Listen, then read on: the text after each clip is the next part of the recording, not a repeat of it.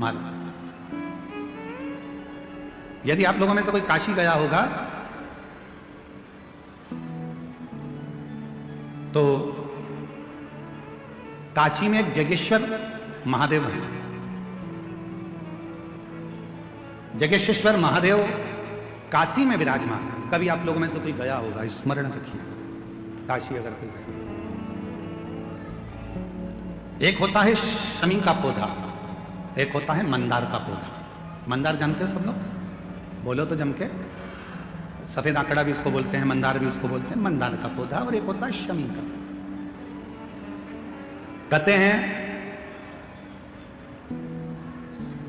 जिस व्यक्ति की जिंदगी में केवल घाटा ही घाटा लिखा हो, दुख ही दुख लिखा हो और कई साल हो गए हों किराए के मकान में रहते हुए या तकलीफ को भोगते भोगते, परिवार में कहीं सुख है ही नहीं, दो पौधे को याद रखना। और दोनों पौधे की कथा हमने पूर्व में सुना चुके, मंदार और शमी। दोनों की कथा सुनाइए कि ये कौन से मुनि थे, कौन से ऋषि के बेटे थे, ये मंदार और शमी किसके पुत्र थे, सब कथा सुने। आप यूट्यूब पर सर्च करिएगा तो आपको कथा पूरी मिल जाएगी। आप सोचो, जिसकी जिंदगी में दुख ही दुख लिखा, कष्ट ही कष्ट लिखा, परेशानी परेशानी लिखी, तो मंदार और शमी ये दो पौधे ऐसे हैं जो जीवन में सुख प्रदान करते हैं। एक नियम बना लो, 12 महीने शिवरात्रि आती है, हर महीने शिवरात्रि पड़ती है, महीने में 2 बार प्रदोष पड़ती है। या तो प्रदोष का नियम बनाओ या शिवरात्रि का नियम बनाओ। एक काम करना चालू करो, थोड़ी सी मिट्टी शमी के पेड़ के नीचे की और थोड़ी सी मिट्टी मंदार के पौधे के नीचे की, दोनों को लाओ, अच्छा मिलाकर उसका एक शिवलिंग का निर्माण करो और उस शिवलिंग का पूजन प्रदोष काल में शाम के समय शिवलिंग के सामने 2 घी के दिए जलाकर जैसी घर में पूजन करते हो वैसी की वैसी पूजन करो, आरती करो, थोड़ा सा भोग लगाकर निवेदन कर कर उस शिवलिंग का बाद में विसर्जन करो। 5 या 7 प्रदोष कर लो या 5 या 7 शिवरात्रि कर लो। आपको किसी के आगे हाथ नहीं फैलाना पड़ेगा। मेरा देवाधिदेव महादेव स्वयं भंडार भरना प्रारंभ कर देगा, स्वयं शिव भंडार भरेगा। मंदार और शमी के वृक्ष के नीचे का वो फल होता है जो सुख देगा, जो सुख देगा, जो हमें आनंद प्रदान करता है। मंदार मतलब आप लोग जानते हो, वो सफेद आंकड़े की जो जड़ होती है, आंकड़ा होता है, उसके छोटे छोटे फूल होते हैं मंदार के, भगवान शंकर को चढ़ते हैं। और शमी की पत्ती तो आप लोग जानते ही हो, शमी का पत्र, इसके पौधे के नीचे और उसके पौधे, इसका वृक्ष और उसके वृक्ष के नीचे की थोड़ी थोड़ी मिट्टी प्रदोष काल में या तो प्रदोष हो या शिवरात्रि हो, दोनों को मिलाकर उसका शिवलिंग बनाकर उसकी आराधना, उसकी अभी हम कथा में एक बड़ा सुंदर व्याख्यान बताएंगे। जब घर में एक बीमार होता है, दूसरा ठीक होता है, दूसरा बीमार होता है, तीसरा ठीक होता है, उसका भी स्मरण इसमें मंदार और शमी के पौधे के नीचे की मिट्टी का बना। पर उससे पहले मैं, हमारे बीच में सांसद महोदय जी विराजमान है, मैं निवेदन करूंगा सांसद महोदय जी से कि 2 शब्द आपके सबको मिले, उसके बाद फिर कथा हम अपनी पुनः प्रारंभ करेंगे। बड़े प्रेम से जोरदार ताली बजाकर डॉक्टर निशिकांत जी दुबे जी, सांसद महोदय जी को, जिनका बहुत सुंदर सहयोग इस कथा में आनंद के साथ प्रत्यक्ष रूप से प्राप्त हुआ है, एक बार जोरदार ताली बजाकर उनके लिए साधुता के साथ में 2 शब्द उनके सुनकर फिर पुनः कथा को आगे बढ़ाएंगे। आदरणीय गुरु पंडित प्रदीप मिश्रा जी के चरणों में नमन। देवघर का सौभाग्य है, हमारा सौभाग्य है कि आप कथा करने के लिए आए। और मैंने जब 14 तारीख को पूरी कथा आपकी 3 घंटे सुनी तो मुझे लगा कि कलयुग में आप ही जैसे लोग हैं जिनके कारण कि ये सनातन बचा हुआ है, हिंदुत्व बचा हुआ है, हिंदू बचाओ।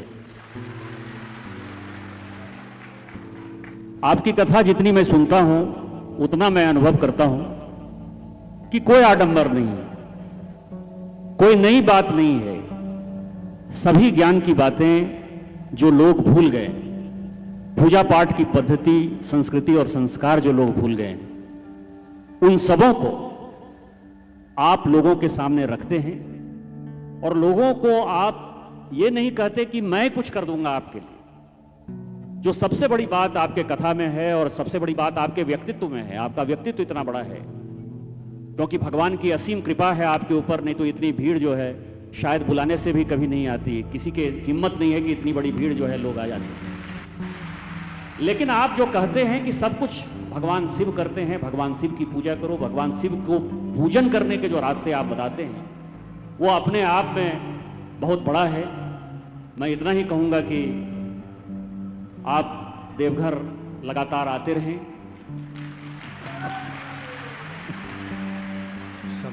हमारे जैसे लोगों को अच्छा लगेगा। इस इलाके में आपकी बहुत आवश्यकता है और जिस तरह से लोग इस इलाके में सनातन के प्रति विमुख हो रहे हैं, क्योंकि पॉपुलेशन जिस तरह से हमारा आदिवासी समाज का, एक दिन आपने कार्यक्रम किया आदिवासी समाज का, 45% आदिवासी हुआ करते थे 1951 में, आज वो 26-27% हो गए हैं।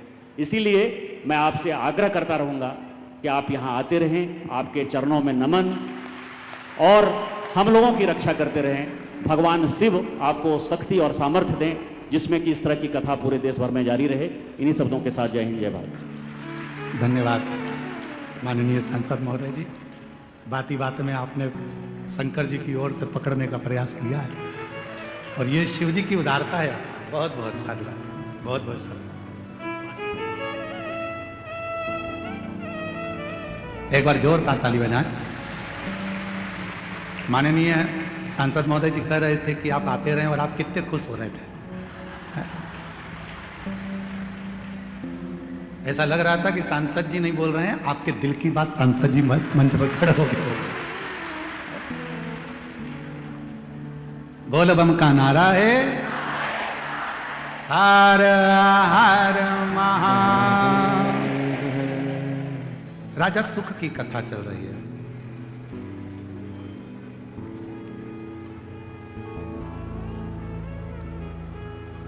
मंदार और शमी के पत्र वृक्ष के नीचे की मिट्टी की कथा चल रही है। एक बड़ा सुंदर संवाद आता है।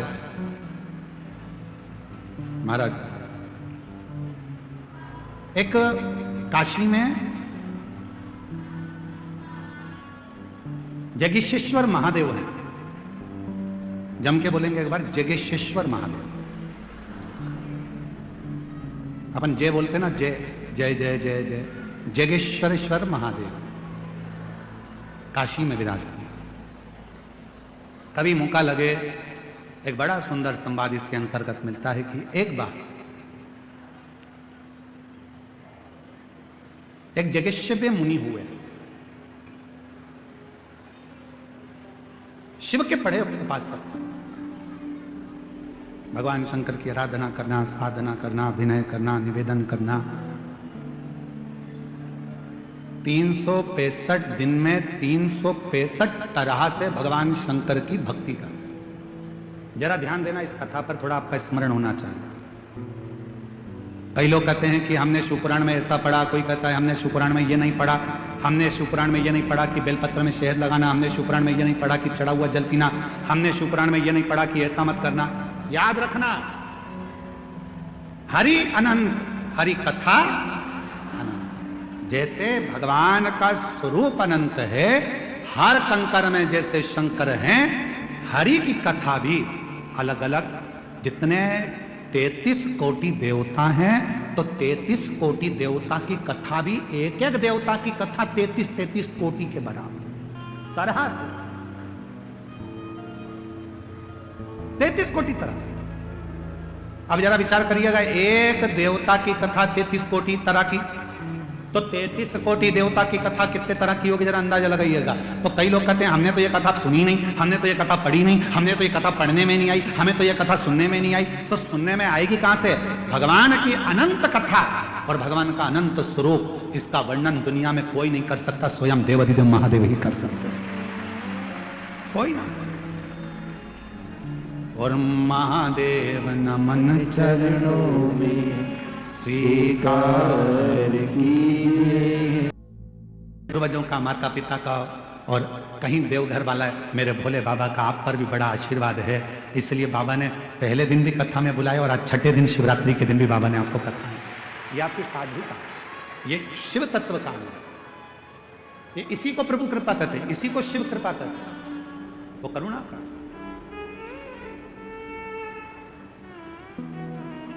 सुख तुम्हारे पूर्व जन्म का कोई भान होगा, पूर्व जन्म, पूर्व जन्म।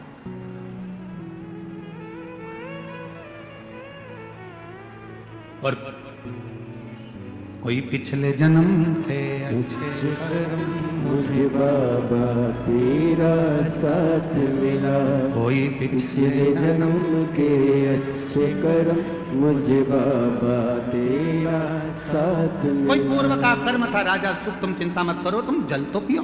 राजा सुख ने पूछा कि आप इतना जानते हो तो एक बात और बताओ कि मैंने पिछले जन्म में ऐसा क्या कर दिया था जो मेरा पूरा सत्ता पूरा वैभव सब चले गया। पथिक ने कहा, राजा सुख सुनो, पूर्व जन्म में तुम एक डाकू बनकर जन्म लिए थे।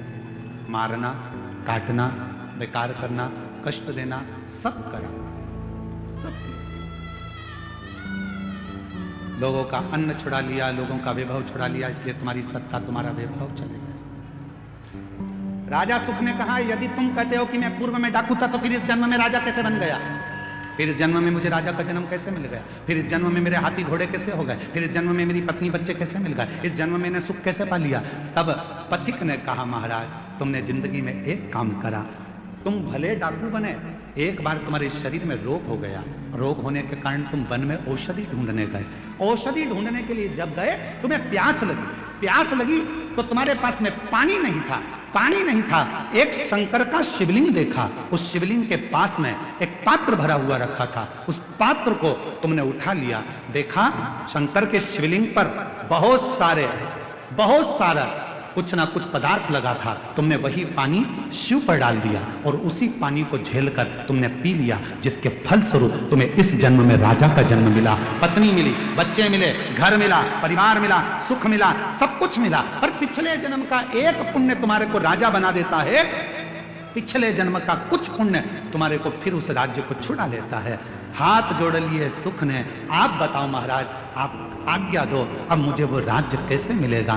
तब पथिक ने कहा, उस राज्य को पाने का सबसे सुंदर तरीका है, शंकर के शिवलिंग के पास जाओ और शिव को फिर एक लोटा जल चढ़ाना प्रारंभ करो, वो सुख वापिस ले। हमसे लोग पूछते हैं, एक लोटे जल में क्या है? एक लोटे जल में ऐसा क्या है? एक लोटे जल में इतना वैभव कैसे है? एक लोटे जल में इतना सुख कैसे है? एक लोटा जल सारी समस्या का हल कैसे हो सकता है? एक लोटा जल श्री शिवाय नमस्तुभ्यम सारे दुखों को कैसे हर सकता है? आखिर इस मंत्र में, आखिर इस जल में ऐसा होता क्या है? हम कहते हैं, हमसे मत पूछो, तुम्हारी जिंदगी में तकलीफ आए तो चढ़ा के देखो, प्रैक्टिकल करके देखो कि तुम्हें उसमें फायदा मिल रहा है कि नहीं मिल रहा है। मेरे बाबा तुम्हारा हाथ पकड़ रहे हैं कि नहीं पकड़ रहे? वो चाहे, वो कृपा करे, वो करुणा करे।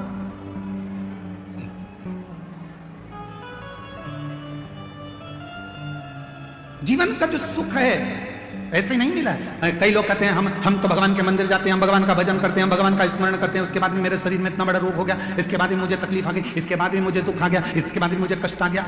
रोना नहीं, दुख मत होना, एक लोटा जल चढ़ाते रहना। हमारे पूर्व का कोई कर्म होगा, उसको काटना है हमें। हो सकता है और तकलीफ आए, उसको हमें काटना, उसे कष्ट को हमें मिटाना। शिव का नाम लेकर भगवान का भजन कर, स्मरण कर। और ये भजन के बल पर ही जीता जा सकता है महाराज। यदि आप लोगों में से कोई काशी गया होगा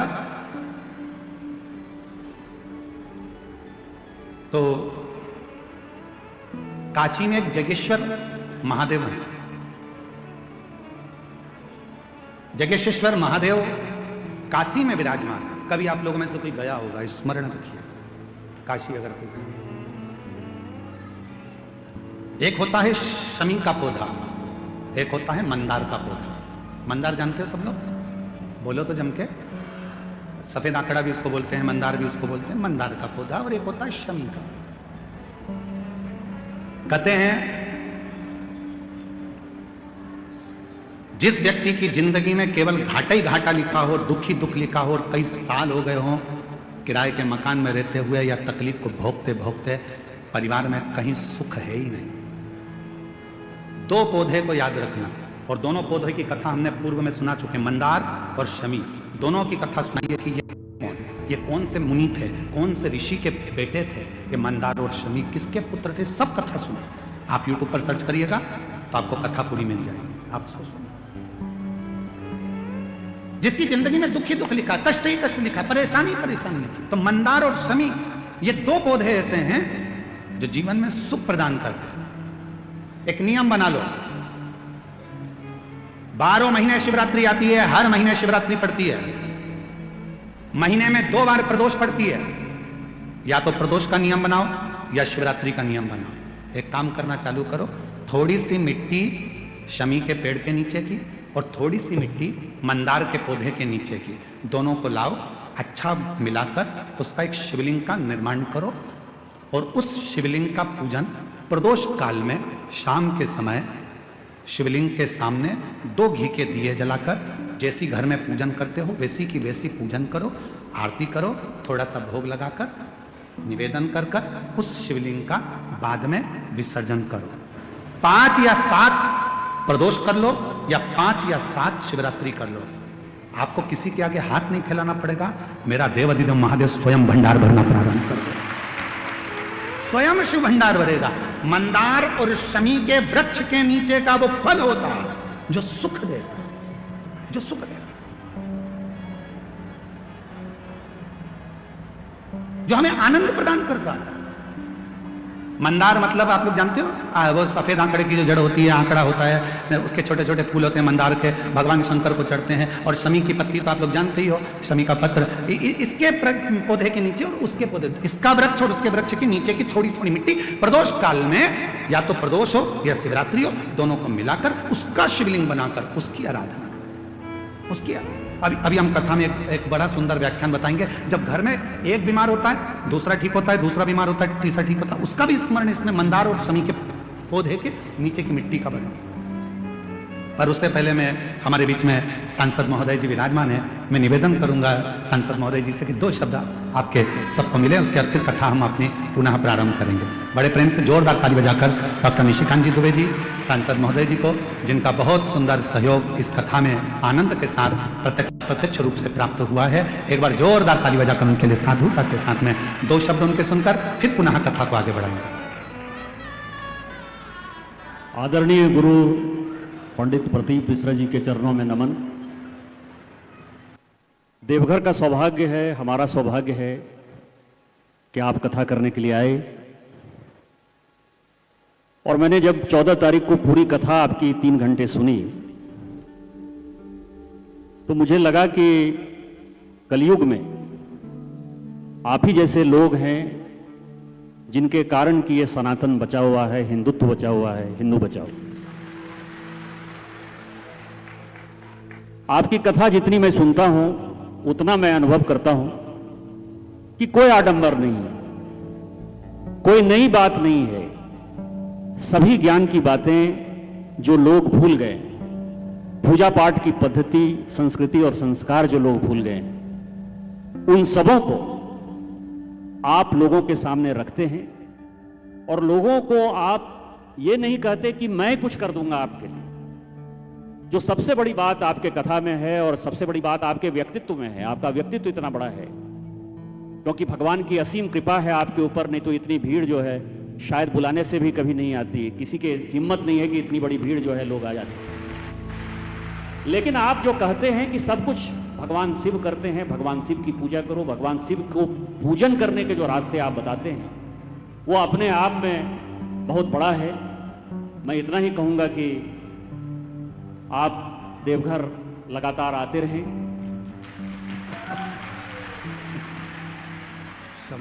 हमारे जैसे लोगों को अच्छा लगेगा। इस इलाके में आपकी बहुत आवश्यकता है और जिस तरह से लोग इस इलाके में सनातन के प्रति विमुख हो रहे हैं, क्योंकि पॉपुलेशन जिस तरह से हमारा आदिवासी समाज का, एक दिन आपने कार्यक्रम किया आदिवासी समाज का, 45% आदिवासी हुआ करते थे 1951 में, आज वो 26-27% हो गए हैं। इसीलिए मैं आपसे आग्रह करता रहूँगा कि आप यहाँ आते रहें, आपके चरणों में नमन, और हम लोगों की रक्षा करते रहें। भगवान शिव आपको शक्ति और सामर्थ्य दें जिसमें कि इस तरह की कथा पूरे देश भर में जारी रहे। इन्हीं शब्दों के साथ जय हिंद, जय भारत। धन्यवाद माननीय सांसद महोदय जी। बात ही बात में आपने शंकर जी की ओर से पकड़ने का प्रयास किया है और ये शिव जी की उदारता है। बहुत बहुत साधुवाद, बहुत बहुत साधुवाद। एक बार जोरदार ताली बजाएं। माननीय सांसद महोदय जी कह रहे थे कि आप आते रहे और आप कितने खुश हो रहे थे। ऐसा लग रहा था कि सांसद जी नहीं बोल रहे हैं, आपके दिल की बात सांसद जी मंच पर खड़े हो गए। बोल बम का नारा है, हर हर महा। राजा सुख की कथा चल रही है।